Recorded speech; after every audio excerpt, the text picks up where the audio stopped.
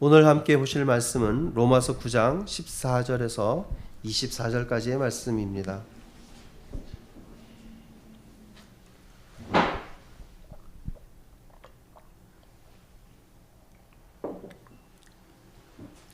로마서 9장 14절에서 24절까지 말씀을 함께 보도록 하겠습니다. 한 절씩 교독하고 24절은 같이 합독하도록 하겠습니다. 그런즉 우리가 무슨 말을 하리요? 하나님께 불의가 있느냐? 그럴 수 없느니라.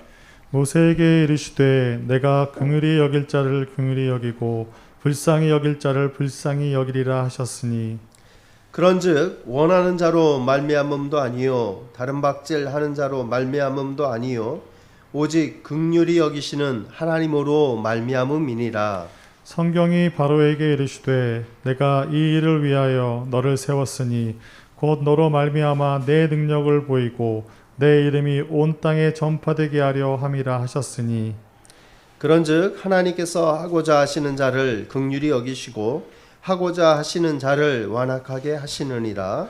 혹 내가 내게 말하기를 그러면 하나님이 어찌하여 허물하시느냐 누가 그 뜻을 대적하느냐 하리니 이 사람아 내가 누구이기에 감히 하나님께 반문하느냐.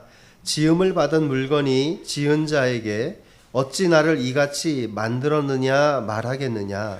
토기장이가 지읒 한 덩어리로 하나는 귀 있을 그릇을 하나는 천 있을 그릇을 만들 권한이 없느냐.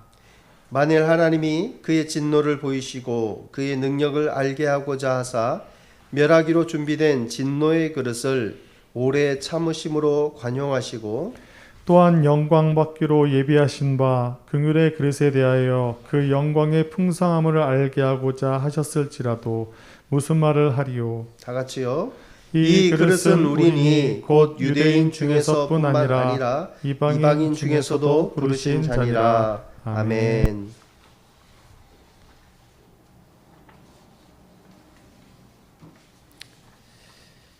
오늘 제목은 오직 긍휼히 여기시는 하나님이라는 제목으로 함께 은혜를 나누도록 하겠습니다.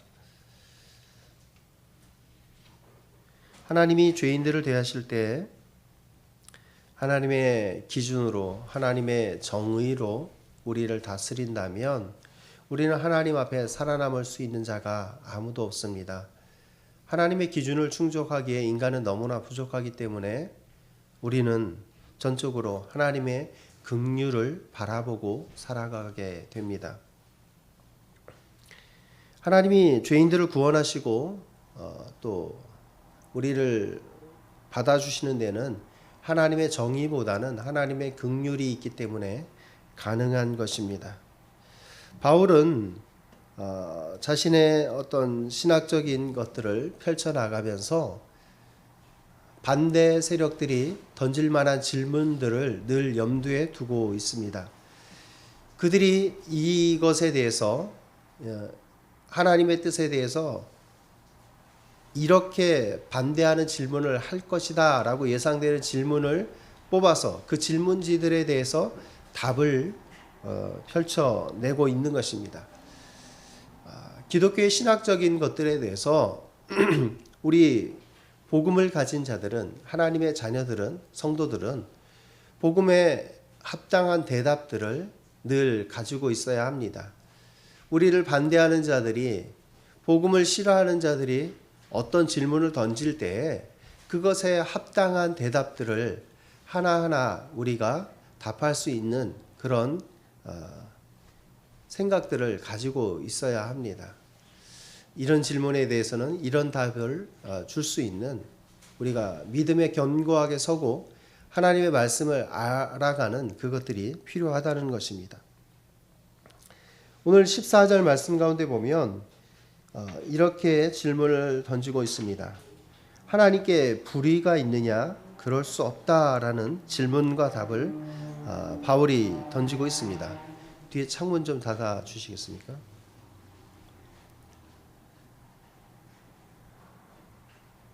어떤 사람들이 이렇게 생각할 수 있다는 것입니다. 하나님은 의롭지 않습니다 라고 얘기를 꺼낼 수 있다는 거예요. 하나님은 편협하신 거 아닙니까? 누구는 사랑하고 누구는 미워하다니 하나님은 의롭지 못하십니다 라고 누군가 얘기할 수 있다는 것을 바울은 눈치챘습니다. 그래서 하나님이 불의하시냐라는 질문을 던지고 있는 것입니다. 오늘 읽은 말씀 전에 보면 이제 13절 가운데 야곱은 사랑하고 에서는 미워하였다라고 말씀합니다. 누구는 사랑하고 누구는 미워하고 부모가 있어도 그 자녀에 대해서 모두 사랑할 수는 없습니다.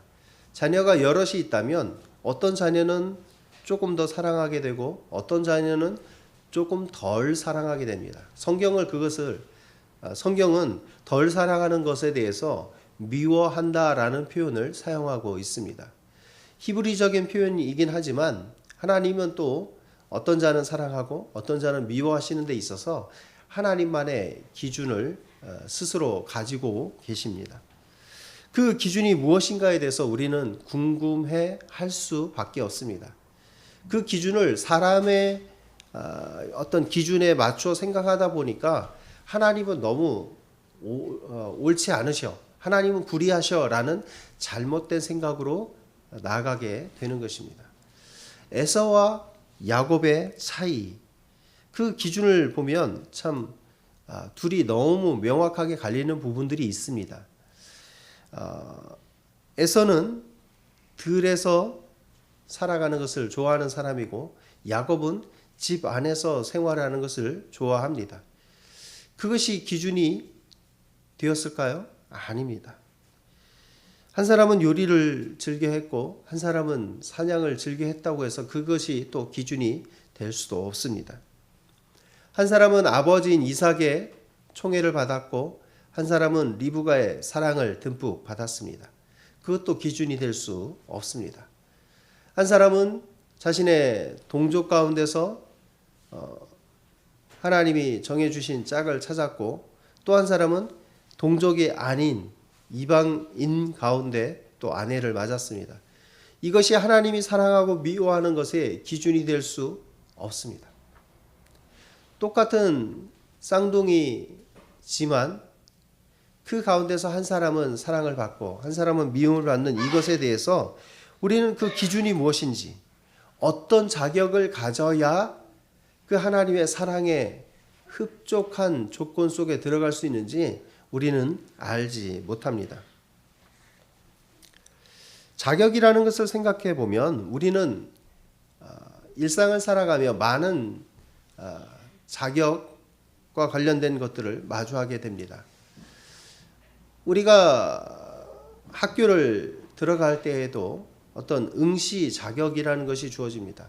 그 자격을 갖추어야 그 시험을 응시할 수가 있습니다. 회사에서도 보면 진급을 하는 사람의 경우에는 진급의 자격이 있습니다. 몇 년을 충족해야 되고 어떤 시험을 합격해야 되는 그런 것들이 있습니다. 누군가가 회사에 들어가려고 하면 그 입사 시험을 보기 위한 자격들이 있어야 됩니다. 사람 간의 관계에 있어서도 자격을 논하기도 합니다. 부부 간에도 어떤 남편의 자격, 아내의 자격을 논하기도 합니다. 남편이 되려면, 아내가 되려면 최소한 이런 것들은 해 주어야 되지 않겠느냐라고 하는 사람들의 어떤 기대치로서의 자격이 있기도 합니다. 친구나 어떤 모임의 회원이 되려면 어떤 자격 요건을 갖추어야 그 모임에 들어올 수 있습니다. 카메라 동호회에 들어가려면 카메라를 가지고 있고 사진 찍는 걸 좋아해야 되는 것들이 어떤 자격 요건이 될 것입니다. 그런 것도 하지 않고서 나는 이곳의 회원이 되겠다, 나는 이 사람과 친구가 되겠다라고 하는 것은 옳지 않습니다.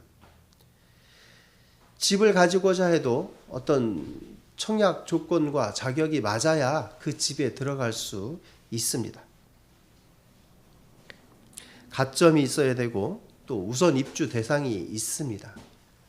자, 그러면 모든 이 자격들이 우리의 일상 가운데 많이 우리와 가까이에 있는데 우리가 하나님의 자녀가 되기 위한 구원의 자격은 무엇일까?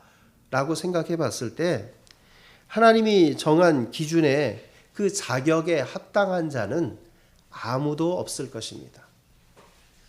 우리가 만약에 어떤 회사에 들어갈 때에 자격을 갖추었는데 그 자격 시험에서 응시에서 떨어졌다면, 자격을 갖추었는데도 떨어졌다면 우리는 그것에 대해서 불만을 가질 수 있습니다.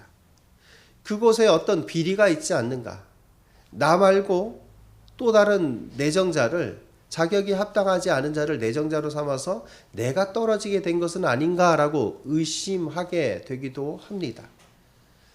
자격을 갖추었는데 떨어진다면 우리는 충분히 그런 생각을 할 수 있습니다. 만약 우리가 구원에 합당한 자격을 가졌는데 하나님이 우리를 구원에 합당하지 않은 자라고 선언하셨다면 우리는 그것에 대해서 하나님은 불의하시다라고 항의할 수 있을 것입니다. 하나님의 선택과 예정과 택정에 대해서 우리가 구원에 합당한데 왜 하나님은 우리를 선택하지 않으셨을까? 라고 불만을 가질 수 있다는 것입니다. 그런데 우리는 구원에 대한 어떤 자격을 우리는 전혀 가지고 있지 않음을 생각해야 합니다. 어떤 사람은 구원받고자 하는 간절한 원함과 마음의 소원들이 있습니다. 어떤 사람은 구원을 받기 위해서 의로운 행위들을 많이 한 사람들도 있습니다. 그러나 하나님이 보시기에는 모두가 부적합 판정을 받고 있습니다. 부적합하기 때문에 우리가 만약에 구원받지 않아서 어떤 멸망 가운데, 심판 가운데 나간다면 우리는 자격이 되지 않았었기 때문에 그 심판이나 멸망은 우리에게 합당하다라고 말할 수 있습니다. 하나님에 대해서 불의하다라고 말할 수 없다는 것입니다. 우리 자신이 충족되지 못했기 때문에, 우리 자신이 자격을 갖추었지 못했기 때문에 하나님에 대해서 항변할 수 없습니다. 그런데도 하나님께서는 일부를 구원해 주셨습니다. 모두는 아니지만 일부를 구원해 주셨습니다. 하나님은 물론 모두를 구원하실 수 있는 분이지만 모두를 구원하시지는 않고 하나님이 정하신 자들, 복음에 반응하는 자들을 하나님의 자녀로 삼아 주신 것입니다. 하나님께서 일부에게 긍휼을 베푸신 것, 이것은 전적인 하나님의 뜻이고 그것은 하나님이 우리에게 베푸신 은혜입니다. 우리는 은혜를 통해서만 하나님 앞에 설 수 있고 나아갈 수 있고 그 자격이 없지만 자격이 있는 것으로 여겨지는 것입니다. 사람이 자격이 없지만 하나님이 정하신, 선택하신 그런 자가 되는 것은 오직 믿음으로만 가능한 것입니다. 어떤 율법을 준수하거나 선행을 하거나 어떤 수행을 통해서 되는 것이 아니라, 믿음 위에 또 그런 것들을 더한다고 되는 것이 아니라 오직 믿음으로만, 하나님이 은혜 가운데 선물로 주신 그 믿음을 통해서만 우리는 하나님의 구원 가운데 들어갈 수 있는 합당한 자가 되는 것입니다.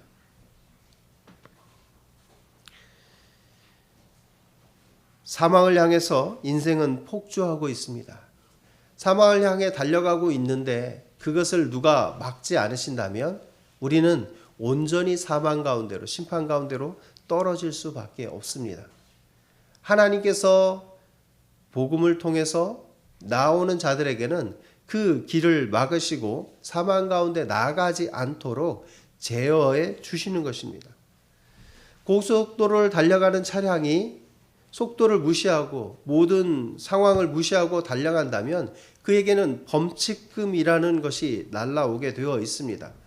그런데 그 달려가는 것을 누군가가 제어하고 브레이크를 밟고 또 앞에 상황들이 그가 멈출 수밖에 없는 상황으로 되어진다면 그 사람은 어떤 범칙금이라는 결과 가운데 나아가지 않을 수 있습니다.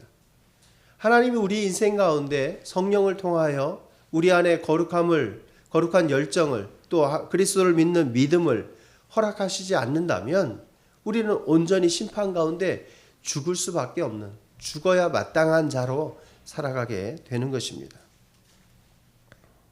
하나님께서는 모세를 세우셨고 애굽의 바로를 세우셨습니다. 모세는 이스라엘을 대표하는 사람이고 바로는 애굽을 대표하는 사람이기도 합니다. 하나님이 똑같이 누군가를 세우셨는데 모세와 그와 함께한 자들에게는 긍휼을 베푸셨고 바로와 또 그와 함께한 자들에게는 하나님께서 완악함 가운데 그들이 망하는 쪽으로 하나님이 이끄셨습니다. 어떤 사람은 세워서 좋은 쪽으로, 어떤 사람은 세워서 안 좋은 쪽으로 나아가게 하신 것입니다. 모세에 대한 하나님의 약속의 말씀은 이것입니다. 15절 말씀 가운데 보면 내가 긍휼히 여길 자를 긍휼히 여겼다. 불쌍히 여길 자를 불쌍히 여겼다라고 말씀해 주십니다. 모세가 이스라엘 백성이 하나님 앞에 범죄한 후에 자신의 이름이 생명책에서 지워지더라도 좀 이 백성의 죄를 사해달라라고 속죄에 대해서 하나님 앞에 의견을 냈습니다. 하나님께서 답을 주셨는데 모든 사람은 그 잘못으로 인해서 심판 가운데 나아갈 것이다. 그것에 있어서는 너도 예외도 아니다라는 것입니다. 모세도 자신의 죄가 있으면 하나님 앞에 그 합당한 벌 가운데 나아갈 것을 말씀해 주셨습니다. 그리고 나서 나중에 그 뒤에 이제 모세가 장막 가운데 나아갔을 때 하나님 앞에서 은총 입은 것을 어떻게 알겠습니까? 라는 질문을 던졌습니다. 그때 주신 하나님의 말씀이 이것입니다. 여호와께서 이르시되 내가 내 모든 선한 것을 내 앞으로 지나가게 하겠다. 여호와의 이름을 내 앞에 선포해 주겠다라고 말씀하시면서 오늘 인용한 말씀과 같은 말씀을 주셨습니다.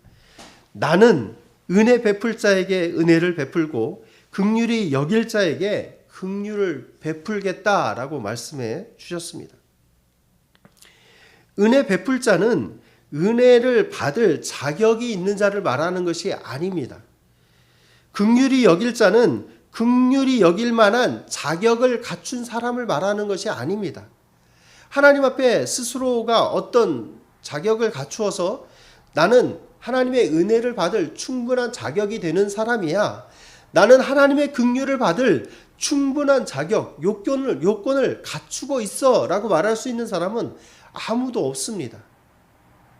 너무나 그렇게 말할 수 있는 사람이라면 그 사람은 너무나 뻔뻔한 사람입니다. 하나님 앞에서는 누구도 그렇게 장담할 수 있고 자격을 외칠 수 있는 사람이 없습니다. 그러면 하나님이 은혜를 베풀 자는 하나님의 은혜를 받을 그런 자격이 있는 자가 아니라 하나님이 은혜를 베풀기로 작정한 자입니다. 내가 모세에게는 은혜를 베풀기로 작정했고 나는 그에게 은혜를 베풀 것이다. 모세와 함께한 백성들에게도 나는 은혜를 베풀기로 작정했다라는 것입니다. 나는 모세를 긍휼히 여길 자로 정했기 때문에 그에게 긍휼을 베푸는 것이다. 모세와 함께한 자들에게도 내가 긍휼을 베풀기로 작정했기 때문에 그들이 자격을 갖추어서가 아니라 그들이 내가 스스로가 작정했기 때문에 그들에게 은혜와 긍휼을 베푸는 것이다 라고 하나님은 말씀하시는 것입니다. 이 말씀은 우리에게도 동일한 말씀입니다.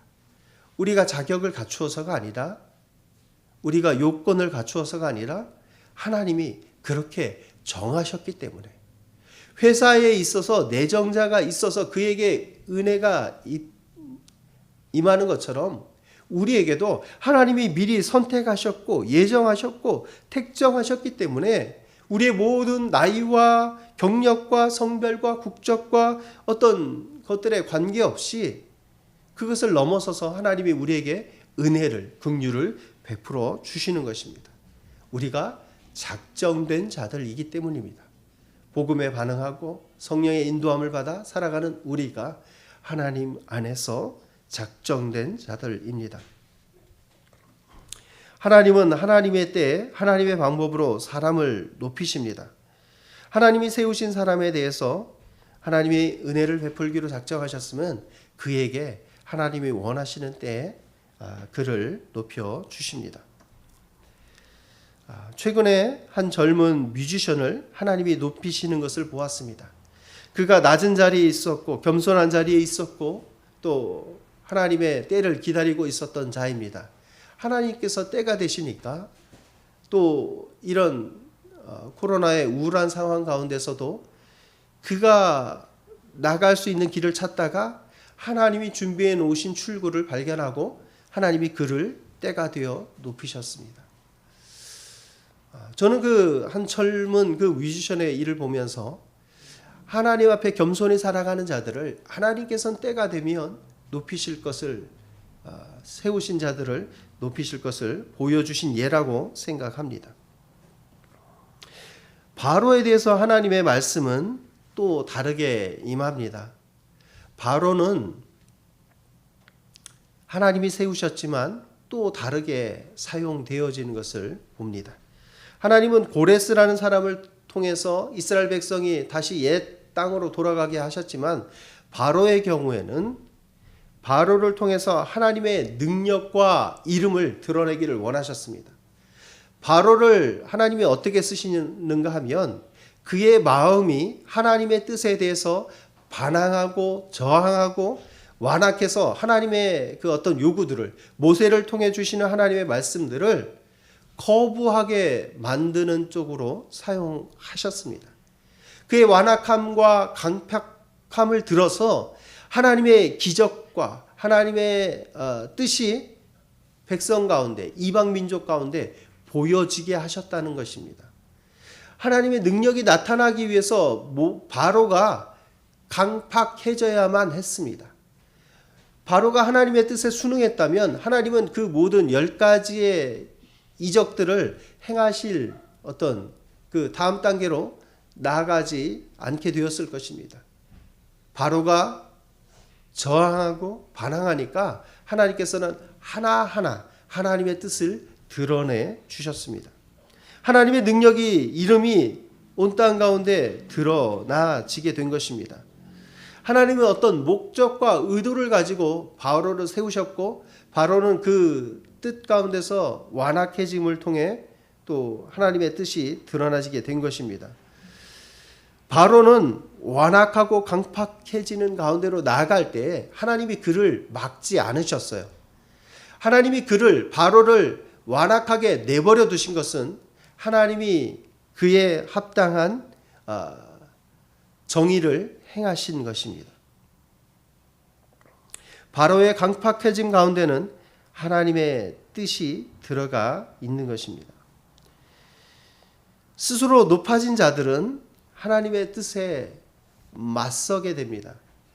하나님을 알지도 못하는 자들은 하나님에 대항하여 살아갑니다. 그래서 하나님의 말씀에 귀를 기울이지도 않습니다. 하나님의 뜻이 무엇인지, 하나님의 말씀이 무엇인지, 하나님께서 행하신 일들이 무엇인지 신경 쓰지 않고 살아갑니다. 그렇게 살아가는 삶들은 하나님께서 그렇게 나가도록 그냥 내버려 두시고 그에 합당한 벌을 받도록 하십니다. 하나님의 뜻이 있다면, 하나님이 작정한 자라면 하나님께서는 그렇게 악을 향하도록, 사망으로 달려가도록 내버려 두시지 않습니다. 하나님께서는 정하신 자들을 복음 가운데 들어오게 하시고 달려가던 길을 멈추게 하시고 하나님의 성령의 인도함을 받게 만들어 주실 것입니다. 우리가 구원에 있어서 자격으로 되는 것이 아니라면 우리는 어떤 것으로 구원 가운데 나아갑니까? 16절 말씀 한번 보겠습니다. 원하는 자로 말미암음도 아니요 다른 박질하는 자로 말미암음도 아니요 오직 긍휼히 여기시는 하나님으로 말미암는다라고 말씀합니다. 오늘 읽지 않은 11절 말씀 가운데도 보면 그 비슷한 말씀이 나옵니다. 나지도 않고 선이나 악을 행하지 아니한 때에 택하심을 따라 되는 하나님의 뜻이 행위로 말미암지 않고 오직 부르시는 이로 말미암아 서게 하려 한다라고 말씀합니다.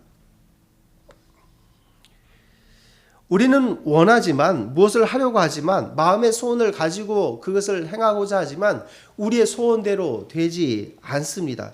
구원에 있어서 우리가 원할지라도 그 구원이 우리에게 주어지는 것이 아닙니다. 우리가 무엇을 행한다고 해서 구원의 자격을 갖추기 위해 무언가를 행한다고 해서 구원이 주어지는 것이 아닙니다.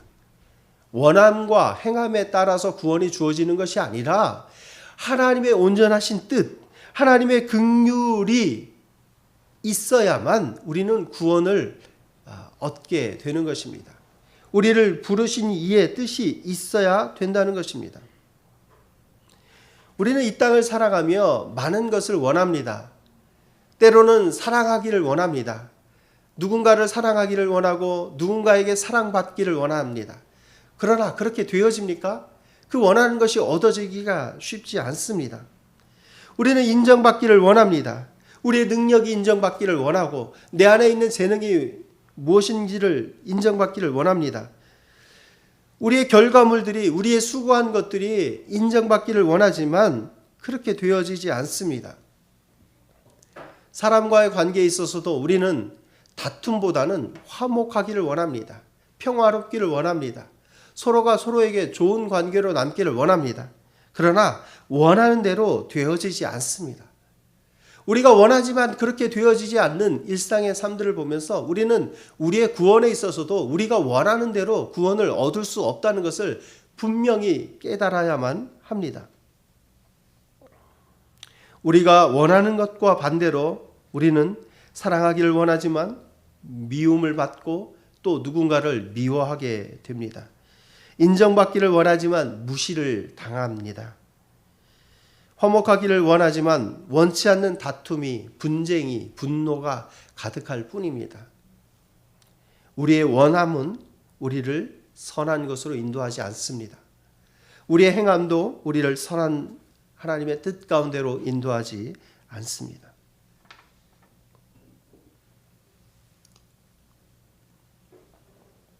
우리의 인생은 오직 긍휼히 여기시는 하나님의 뜻에 달라지게 되어져 있습니다.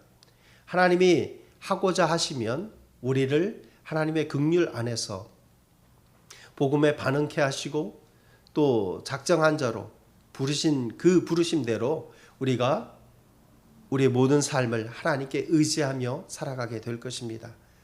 우리 안에 성령이 계심을 우리가 분명히 알고 믿고 또 성령의 인도함을 받아 살아간다면 우리는 하나님이 부르신 자입니다.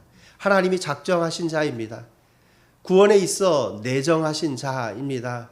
하나님이 정하신 그 정함을 아무도 바꿀 수 없습니다. 우리를 구원 가운데 떨어지게 할 수 있는 것들은 이 세상 가운데 아무것도 없습니다. 하나님이 정하셨는데 누가 막을 수 있고 누가 바꿀 수 있습니까? 하나님만이 그것을 바꾸실 수 있는 분이십니다. 그런데 하나님이 정하신 사람들을 하나님은 바꾸시지 않습니다. 우리는 우리의 믿음조차도 우리가 가진 것이 아님을 분명히 인식해야 합니다.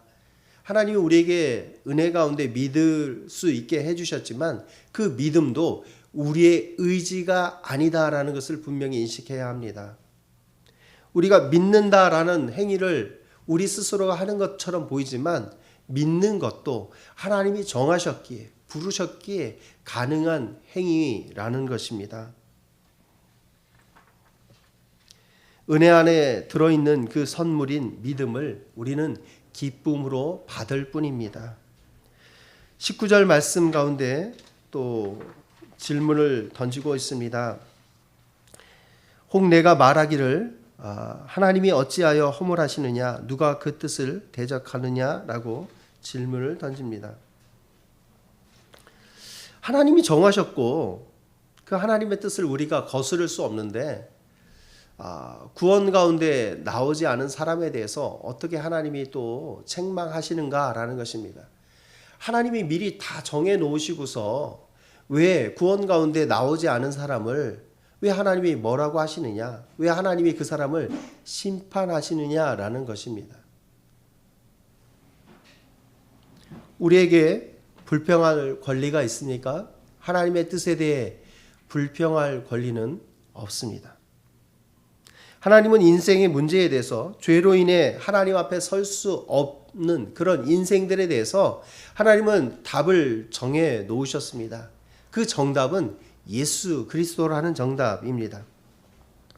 그 정답을 외면한 자들에게는 심판과 정죄만이 따라올 뿐입니다. 다른 복잡한 해법들을 사람들이 찾고자 하지만 너무나 정답이 쉬워서 이 정답 외에 다른 것이 있는 것이 아니야?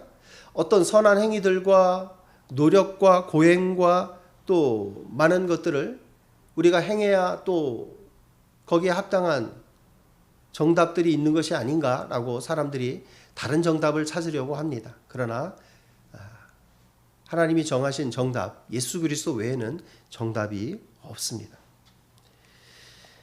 하나님은 여기에 토기를 만드시는 토기장이로 비유되어집니다. 토기장이는 점토나 진흙을 가지고 자신이 원하는 모양을 만들고 그것을 사용할 수 있게 만드시는 분입니다. 만들다가 잘못되면 그 그릇을 깨트릴 수도 있고 또 어떤 그릇은 또 귀한 용도로 어떤 것은 그냥 그릇이 사용하는 그릇이지만 천한 용도로 사용할 수 있습니다. 그 그릇이 나를 귀하게 써주십시오. 나를 이런 용도로 써주십시오라고 간청한다고 그 토기장이가 그렇게 만드는 것도 아닙니다. 물론 간청할 수도 없습니다. 점토는 불평할 수도 없고 자신을 어떻게 만들어 달라고 말할 수 없는 존재입니다. 우리 인간이 점토와 다른 점은 생각하고 결정할 수 있다는 것입니다. 사고할 수 있고 우리가 어떤 것을 우리 가운데 받아들일 수 있다는 것입니다.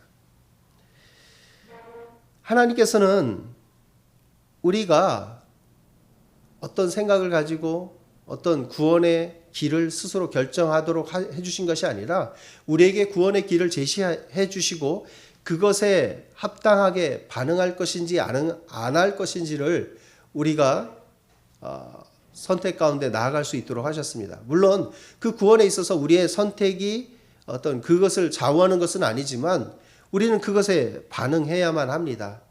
복음에 반응하는 것은 우리에게 주어진 몫입니다. 하나님의 약속에 대해 우리는 믿음으로 반응해야만 합니다. 하나님의 그 옳은 길, 제시해 주신 길을 걸어가야만 구원이 우리에게 주어지는 것입니다. 우리는 하고자 하시는 대로 하나님이 18절 말씀에 쓰여진 대로 하고자 하시는 그분의 뜻에 따라 걸어가야만 합니다. 우리가 귀한 그릇으로 이 땅 가운데 살아가든 천한 것으로 살아가든 우리에게는 구원의 길은 동일합니다. 예수 그리스도라는 그 뜻 안에서 살아갈 때에만 하나님이 정하신 그 뜻 안에서만 온전한 해법이 주어지는 것입니다. 우리는 그릇으로 살아갑니다. 하나님은 그 자신의 뜻에 따라 어떤 진노의 그릇에 대하여 긍휼의 그릇에 대하여 하나님은 다르게 그 뜻을 행하십니다. 진노의 그릇이라면 바로 깨뜨리고 부서뜨려도 좋을 텐데 하나님은 그 진노의 그릇에 대해서조차도 오래 참으시고 관여하실 수도 있음을 보여주십니다. 우리 인간의 뜻과 다른 하나님의 뜻입니다. 사람 같아서는 화가 나는 것에 대해서 바로 반응하고 어떤 행동을 취하지만 액션을 취하지만 하나님께서는 진노의 그릇에 대해서조차도 오래 참으시고 그 뜻을 바꾸실 수도 있는 그 하나님으로 우리에게 다가오고 계신 것입니다. 하나님은 긍휼의 그릇에 대해서 그것을 더 풍성하게도 하실 수 있는 분이십니다.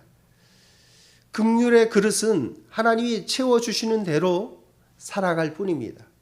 하나님께서 더 풍성하게 영광으로 엄청나게 부어주실지라도 우리는 감사함으로 받을 뿐입니다. 덜 채워주셔도 감사할 것이고 더 채워주시면 더 감사할 뿐입니다. 우리는 오직 감사와 기도밖에 하나님 앞에 할 수 있는 것이 없습니다. 그 모든 것이 하나님의 뜻 안에서 이루어집니다. 아까 회사에 들어갈 때 어떤 내정자에 대한 이야기를 했습니다. 떨어진 사람이 그 결과를 받아들일 때 불평할 수 있습니다. 왜 사람을 정해놓고 왜 시험을 치르게 하고 왜 응시하게 했느냐라고 말할 수 있습니다. 하나님의 어떤 내정하시는 부분은 인원 제한이 없는 내정이십니다. 회사에 있어서는 들어가는 숫자가 정해져 있지만 하나님의 구원에 있어서는 그 숫자가 정해져 있지는 않습니다. 하나님의 주신 그 예수 그리스도에 대해서 복음에 반응하는 자들은 모두가 구원 가운데 나올 수 있게 하나님께서 열어주셨습니다. 유대인들이 그것에 반응하지 않으니까 하나님께서는 이 구원의 길을 이방인들에게까지도 그 복음의 확장을 허용해 주셨습니다. 하나님께서는 믿는 자들을 알려주신 대로 고지해 준 대로 반응하는 자들, 그 복음에 반응하는 자들은 누구나 하나님께서 어여삐 보시고 긍휼히 여기시고 하나님의 자녀로 삼아 주셨습니다. 하나님의 은혜와 자비가 그 가운데 함께 하신 것입니다. 우리는 우리를 심사하는 자, 우리를 판단하시는 자, 우리를 구원 가운데로 이끌기도 하시고 때로는 심판 가운데 멸망으로 나아가기도 하시는 그분을 우리는 원망할 수 없습니다. 토기가 토기장이를 원망할 수 없는 것처럼 우리는 우리를 지으신 자, 우리를 부르신 자, 우리를 생명 가운데로 인도하시는 그분을 우리가 판단할 수 없고 또한 그분에 대해서 불평할 수 없습니다. 우리는 온전히 우리를 긍휼히 여기시는 그 하나님 앞에 그 은혜의 감격으로 살아갈 뿐입니다. 우리 모든 성도들은 하나님이 부르신 자들입니다. 우리가 부르신 그 하나님에 대해서 감사만 하기를 축복합니다. 하나님, 왜 저를 이렇게 작은 그릇으로 살아가게 하십니까? 불평할 것이 아닙니다. 우리는 하나님의 부르심에 합당하게 살아가면 됩니다. 우리는 우리에게 주어진 그릇의 범위 안에서 하나님이 더 부어주시든 덜 부어주시든 우리가 그것에 대해서 왈가왈부할 수 없습니다. 하나님 이것은 옳지 않습니다. 이것은 옳습니다라고 항변할 수 없습니다. 하나님이 우리를 부르신 그 범위 안에서 우리는 걸어가면 됩니다. 우리에게는 똑같은 구원의 길이 열려 있습니다. 하나님이 부르신 구원의 그 길을 오늘도 기쁨으로 감당하며 한 주간 동안에 하나님이 나를 부르신 그것이 그 구원의 감격이 너무나 커서 그 기쁨으로 살아가는 성도님들 되시기를 축복합니다. 우리를 크게 사용하시든 적게 사용하시든 지금은 낮은 자리에 있게 하시는 그 하나님이 언젠가 높여주실 것을 소망하며 기대하며 살아가는 하나님의 성도들이 되시기를 축복합니다. 때가 되면 하나님께서 하나님의 방법으로 인도하시며 높여주실 것입니다. 그 구원의 감격 아래 한 주를 살아가는 긍휼의 하나님을 바라보며 살아가는 귀한 성도님들 되시기를 축복합니다. 기도하겠습니다. 우리를 부르신 하나님 앞에 날마다 감사함으로 살아가게 하여 주시옵소서. 우리는 자격이 없는 자들이지만 하나님 앞에 또 자녀로 부르심을 받았습니다. 우리가 그 감격에 겨워 날마다 살아가게 하시며 우리의 그릇이 작을지라도 우리를 구원에 합당한 자로 불러주셨으니 그 감격으로 날마다 살게 하여 주시옵소서. 한 주간도 우리에게 주어지는 그 길들을 걸어가며 하나님이 어떻게 우리를 인도하시는지 그것을 바라보며 날마다 기쁨과 감격에 겨워 또 날마다 살게 하여 주시옵소서. 감사합니다. 이 모든 것 예수 그리스도의 이름으로 기도합니다. 아멘. 찬송